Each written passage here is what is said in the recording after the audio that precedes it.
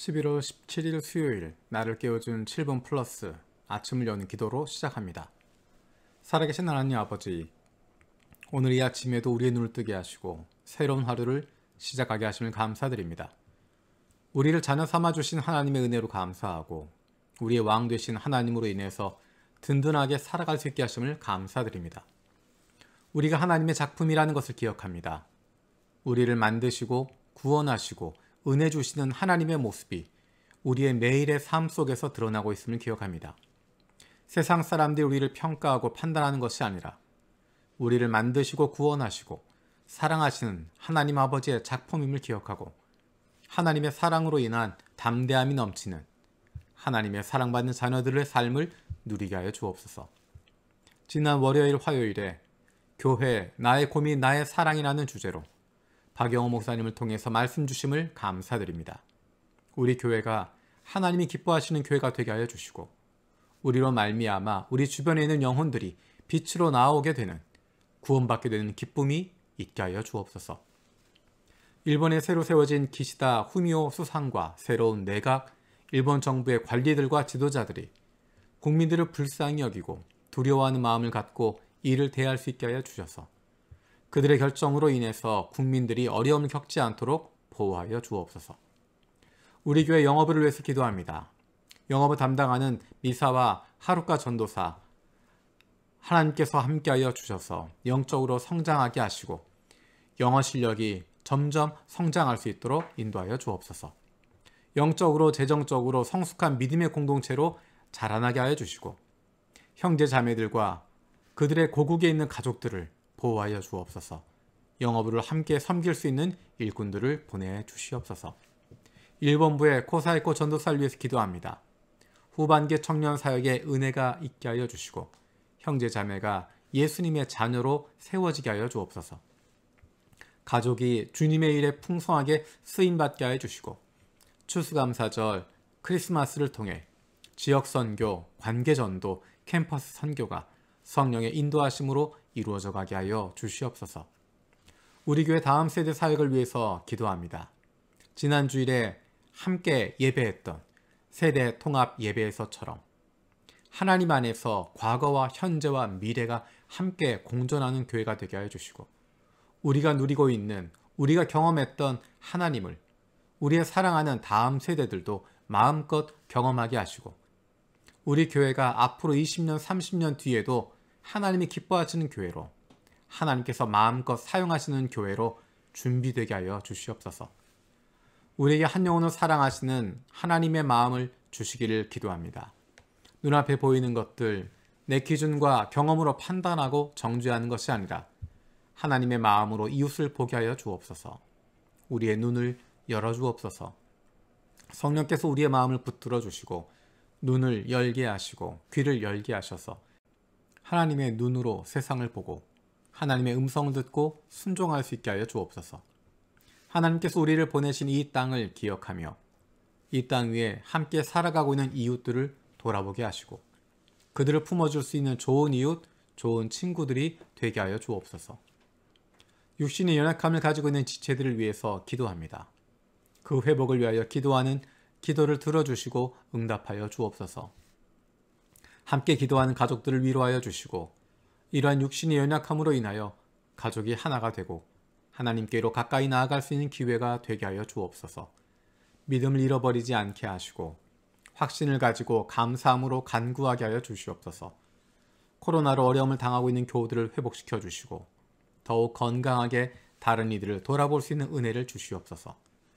사랑하는 가족들을 아프게 하는 못된 암세포들 예수 그리스도의 이름으로 사라지게 하여 주시고 치료의 광선으로 저들의 아픈 부위를 비추어 주시기를 원합니다. 예수 그리스도의 치료의 손길로 안수하여 주시고 새로운 세포들이 소생하게 하여 주시옵소서. 오늘도 우리를 향하신 하나님의 음성을 듣게 하시고 그 말씀 앞에 결단하고 순종하며 살아가길 원합니다. 말씀을 듣고도 행하지 않는 삶이 아니라 주님 말씀대로 실천하며 살아갈 수 있는 하나님의 백성들이 되게 하여 주옵소서. 감사드리고 예수님의 이름으로 기도드립니다. 아멘. 오늘 함께 읽을 리바이블 21-22 본문은 사무엘상 14장에서 16장까지의 이야기입니다. 사무엘상 14장에서 16장까지의 이야기입니다. 이 시간은 그 가운데 사무엘상 15장 30절에서 31절 말씀을 읽겠습니다. 사울이 간청하였다. 내가 죄를 지었습니다. 그러나 나의 백성 이스라엘과 백성의 장로들 앞에서 제발 나의 체면을 세워주시기 바랍니다. 나와 함께 가셔서 내가 예언자께서 섬기시는 주 하나님께 경배할 수 있도록 하여 주십시오. 사무엘이 사울을 따라 돌아가니 사울이 주님께 경배를 드렸다. 아멘. 오늘 이 말씀은 사울이 하나님의 말씀을 불순종하는 모습을 보여주고 있습니다. 하나님께서 명령하고 있지만 그것대로 따르지 않습니다. 하나님이 명령하신 것 그것을 불순종했다, 따르지 않았다, 순종하지 않았다 그것에만 중요한 것이 아니라 왜 그가 따르지 않았나 하는 것입니다. 하나님이 하신 말씀을 자기가 능력이 되지 않아서 못 따를 수도 있었을 것입니다. 하지만 사울은 그런 것이 아닙니다. 사울은 그 마음이 하나님에게 향하고 있는 것이 아니라 사람들에게 향하고 있었기 때문입니다. 사울의 마음은 하나님께 붙잡혀 있는 것이 아니라 다른 사람들과 같은 것들을 누리는 것에 있었습니다. 오늘 읽었던 말씀 가운데 사울의 이야기가 가슴에 많이 남습니다. 내가 죄를 지었습니다. 사울은 사무엘의 지적을 듣고 자기가 하나님 앞에 죄를 지었구나 하는 것을 깨닫습니다. 그런데 놀라운 것은 그 다음 이야기입니다. 내가 죄를 지었습니다. 그러나 나의 백성 이스라엘과 백성의 장로들 앞에서 제발 나의 체면을 세워주시기 바랍니다. 하나님 앞에서 죄를 지었지만 사람들 앞에서 체면을 세워달라고 부탁합니다. 사울의 마음엔 도대체 어떤 것이 들어있을까? 정상적으로 생각하면 내가 죄를 지었습니다. 하나님 앞에 죄를 지었습니다. 그러면 하나님께 용서를 구합니다 라는 이야기가 나와야 될 겁니다. 어쩌면 나의 백성 이스라엘과 백성의 장로들 앞에서 체면은 중요하지 않습니다. 그런데 사울은 거꾸로 이야기합니다. 하나님 앞에서 죄를 지었는데 하나님께 죄를 용서를 구하고 회개하는 것이 아니라 그것은 덮어두고 사람들 앞에서 체면을 세워달라는 것입니다. 사울이 하나님은 너무 편안하게 생각하기 때문일까요? 하나님은 용서해 주실 거야 라고 믿고 사람들은 용서하지 않을 거야 라고 생각했기 때문에 하나님께는 회개한다는 이야기를 하지 않고 사람들 앞에서 체면을 세워달라고 이야기했을까요? 아니면 하나님께 죄 짓는 것 그것은 지금 바로 벌을 주시지 않기 때문에 하나님은 두렵지 않고 사람들 앞에서는 부끄럽다 생각하는 것일까요? 사울의 마음은 어떤 것이었을까요? 사울의 모습을 이 앞에 있는 내용과 또 앞으로 나올 내용들을 살펴보게 되면 사울은 하나님을 두려워하지 않는 사람이었습니다. 사울이 사무엘을 두려워하는 것처럼 보이는 모습이 있는데 실상은 하나님을 두려워하거나 사무엘을 두려워하는 것이 아니라 사람들이 사무엘을 하나님의 사람으로 인정하고 있기 때문에 그것을 두려워하는 것입니다. 하나님이 두려운 게 아니라 사람들의 마음을 잃어버리게 될까봐 사람들이 인정하는 사무엘 그와 대척점에 서게 되면 사람들이 자기를 인정하지 않을까봐 두려워하는 것입니다. 앞에서도 이런 이야기를 합니다. 24절에서 자기가 죄를 지었다고 하는 것 이야기합니다. 내가 죄를 지었습니다. 주님의 명령과 예언자께서 하신 말씀을 어겼습니다. 그 다음에 한 얘기가 무엇이냐면 내가 군인들을 두려워하여 그들이 하자는 대로 하였습니다. 하나님을 두려워하는 것이 아니라 군인들을 두려워했다라고 이야기합니다. 그들이 하자는 대로 하였다라고 이야기합니다. 그런데 사실은 군인들이 하자는 대로 한 것이 아니라 사울이 자기가 보기에 아깝다 생각해서 진멸하지 않았던 것들입니다. 아깝다 생각하고 내가 가져야 되겠다 생각했기 때문에 하나님 말씀 순종하지 않고 약탈하는 데만 마음을 쏟았던 것입니다. 그리고 그 핑계를 사람들 때문에 라고 이야기합니다. 왕인데 왕으로서 하나님을 섬기는 모습으로 하나님의 명령이 이랬다라고 이야기하면 누구나 순종하고 따라갈 텐데 사울의 마음이 하나님을 두려워하지 않고 있었기 때문에 자기의 욕심을 채우는 것에 있었기 때문에 내가 왕인데 라고 하는 마음을 가지고 있었기 때문에 이런 반응을 보이게 되는 것입니다. 사람들이 모른다면 아무 일도 없다라고 착각하는 것입니다. 하나님께 죄를 지었다고 하지만 사무엘이 사람들 앞에서 입 다물어 주면 조용히 있어주면 아무 일도 없는 것처럼 가만히 있어주면 괜찮다 생각하는 것입니다. 어쩌면 이 모습이 우리의 모습인지 모르겠습니다. 사람들이 모르면 아무 일도 없다고 착각하는 것입니다.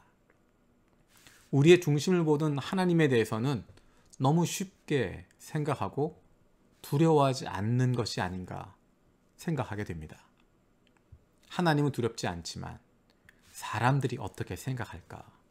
하나님은 중요한 것이 아니라 사람들이 나를 어떻게 볼까? 사람들이 어떻게 평가할까?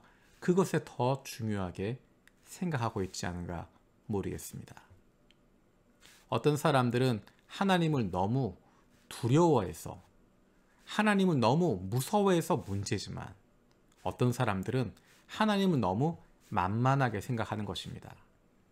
하나님은 벌 주시지 않아. 하나님은 그런 일 하지 않아 라고 생각하면서 하나님 앞에서 잘못하는 것은 부끄럽지 않고 사람들 앞에서 불명예를 얻게 되는 것, 그것을 더 두려워하고 있는지 모르겠습니다. 하나님에 대해서 너무 편안하게 느껴서 하나님이 두렵지 않다면 하나님이 나의 모든 것을 용서해 주실 거야 라고 생각하기 때문에 하나님 앞에서는 두렵지 않고 사람들 앞에서만 두려움을 느낀다면 하나님과의 관계를 다시 한번 돌아볼 필요가 있습니다. 나를 끊임없이 사랑해 주시고 용서해 주시는 주님 앞에서 미안한 마음이 들게 될 겁니다. 자꾸만 반복적인 죄를 짓고 그 가운데 거하고 있는 나를 보면서 안타까워하실 주님을 생각하면 차마 그렇게 살아갈 수 없습니다. 사람들은 모르지만 사람들은 속일 수 있지만 사람들 앞에서는 아무 일도 없는 것처럼 다 괜찮은 것처럼 그렇게 꾸밀 수 있지만 우리의 중심을 보시는 하나님 앞에서는 가릴 수 없고 숨길 수 없습니다.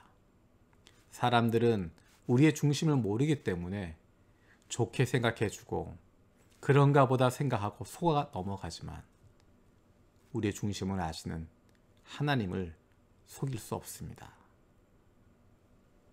우리는 누구에게 부끄러움을 느끼고 있습니까? 우리의 잘못에 대해서, 내가 잘못한 것에 대해서 하나님 앞에서 부끄러움을 느끼고 있습니까? 아니면 다른 사람들, 나를 보고 있는 다른 사람들 때문에 부끄러움을 느끼고 있습니까? 그것이 나의 기준입니다. 하나님의 백성들은 사람들 앞에서가 아니라 하나님 앞에서 우리의 왕 되시고 우리의 아버지 되시는 하나님이 기준 되는 사람들입니다. 사람들 앞에서의 체면은 잠시 시간 지나가면 잊혀집니다. 하지만 하나님 앞에서의 부끄러움은 잊혀지지 않습니다. 사람들이 아니라 하나님을 두려워할 줄 아는, 사람과의 관계 때문이 아니라 하나님과의 관계 때문에 올바른 길을 걸어가게 되는 저와 여러분들 되었으면 좋겠습니다. 주님께서 가르쳐 주신 기도로 마치겠습니다. 하늘에 계신 우리 아버지여, 이름이 거룩히 여김을 받으시오며 나라가 임하시오며 뜻이 하늘에서 이루어진 것 같이 땅에서도 이루어지이다. 오늘 우리에게 일용할 양식을 주시옵고 우리가 우리에게 죄 지은 자를 사하여 준 것 같이 우리 죄를 사하여 주시옵고 우리를 시험에 들게 하지 마시옵고 다만 악에서 구하시옵소서. 나라와 권세와 영광이 아버지께 영원히 있사옵나이다. 아멘.